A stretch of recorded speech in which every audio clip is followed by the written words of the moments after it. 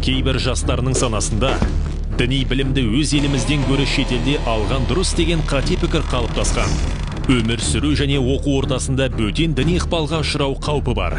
Бастапқыда өзге елге үйрене алмай дос тауып үлгермеген жастар, сонымен қатар қалыптасып үлгермеген тұлға ретінде де осыған өте жақсы кандидат бола алады. Осы аталған фактілердің барлығында деструктивті идеялар мен түсініктерді елімізге көшіру тәуекелдері бар екенін есте ұстаған жөн.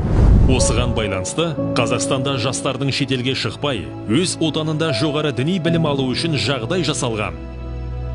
Мысалы, Нұр Мүбәрак Египет Ислам мәдениеті университеті, Халықаралық Қазақ-Түрік университеті, Қожа Ахмет Яссауи, Гумилев атындағы Еуразия ұлттық университеті, Академик Бөкетов атындағы Қарағанды университеті, Әл-Фараби атындағы Қазақ ұлттық университеті, университет мамандықтары, медреселер, барлық мемлекеттік білім беру стандарттарымен міндетті түрде қамтамасыз етілген.